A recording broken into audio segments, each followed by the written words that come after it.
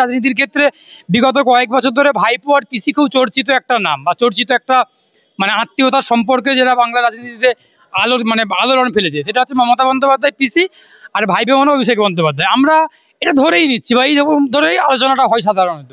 এখন সেই জায়গাতে দাঁড়িয়ে তুমি বললে অরবিন্দু যে একটা দল তৈরি হতে চলেছে বাংলা রাজনীতির ক্ষেত্রে, আমি বলছি আমি শুনছি যে অভিষেক বন্দ্যোপাধ্যায় নাকি নতুন একটা দল তৈরি করার চেষ্টা করছেন। তো সেই জায়গাতে দাঁড়িয়ে মমতা বন্দ্যোপাধ্যায়ের কোথাও একটা বিশ্বাসযোগ্যতা, কোথাও একটা গ্রহণযোগ্যতা তলানিতে নেমেছে। এটা দীর্ঘদিন ধরেই আমরা বলে আসছি, বাংলাদেশের মানুষও বলছেন, বুঝতে পারছেন। সেই জায়গাতে দাঁড়িয়ে মমতা বন্দ্যোপাধ্যায়ের প্রতি তার নিজের ভাইপো অভিষেক বন্দ্যোপাধ্যায়েরও আস্থা নেই। তো এই যে অভিষেক বন্দ্যোপাধ্যায় একটা নতুন দল তৈরি করার চেষ্টা করছেন বা করার একটা প্রক্রিয়া শুরু করেছেন, এটা তৃণমূল কংগ্রেসের যারা ভাইপো ঘনিষ্ঠ, যারা দুটো তো লবি আছে, একটা পিসি লবি, একটা ভাইপো লবি। মমতা বন্দ্যোপাধ্যায়ের একটা লবি, অভিষেক বন্দ্যোপাধ্যায়ের একটা লবি। যারা মমতা বন্দ্যোপাধ্যায়ের হাত ধরে যাদের রাজনীতির ক্ষেত্রে রাজনীতির হাতে করি, কল্যাণ বন্দ্যোপাধ্যায় থেকে শুরু করে, কুণাল ঘোষ থেকে শুরু করে ওদিকে হুমায়ুন কবিররা বা যারা মদন মিত্র আছে, তারা পর্যন্ত অভিষেক বন্দ্যোপাধ্যায়ের নামেতে একটা ভালো আলোচনা বা সমালোচনা বা একটা আলোচনার মধ্যে অভিষেক বন্দ্যোপাধ্যায় রেখেছেন।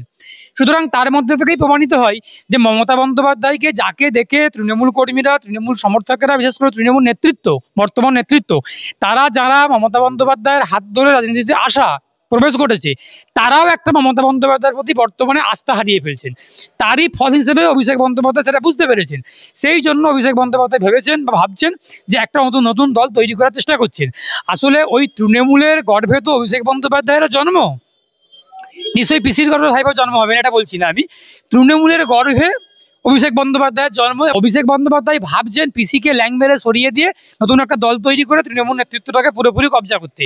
আসলে বাংলার মানুষ ভেবেছেন, বাংলার মানুষ সিদ্ধান্ত নিয়েছেন, সে পিসি হোক আর ভাইপো হোক, মমতা হোক আর অভিষেক হোক না কেন, প্রাক্তন তৃণমূল হোক আর বর্তমান তৃণমূল হোক না কেন, যেই হোক, বাংলার মানুষ ওদেরকে ল্যাং মেরে সরিয়ে দিয়ে কংগ্রেস ভেঙে তৃণমূল কংগ্রেস হয়েছিল। মমতা বন্দ্যোপাধ্যায় কংগ্রেসের সঙ্গে বিশ্বাসঘাতকতা করে তৃণমূল কংগ্রেসের জন্ম দিয়েছিল। আবার তাঁর ভাইপো অভিষেক বন্দ্যোপাধ্যায়, যতটা শুনছি অভিষেক বন্দ্যোপাধ্যায় নতুন একটা রাজনৈতিক দল তৈরি করার চেষ্টা করছেন বা প্রক্রিয়া চালিয়ে যাচ্ছে। তার ভাইপো তার সঙ্গে বিশ্বাসঘাতকতা করতে পারে, নাও পারে, সেটা আলাদা কথা। অভিষেক বন্দ্যোপাধ্যায় মমতা বন্দ্যোপাধ্যায়কে ল্যাং মেরে সরিয়ে দিয়ে ওই তার উত্তরাধিকার হিসেবে, তার উত্তরসূরি হিসেবে ওটাকে দখল করার চেষ্টা করছেন।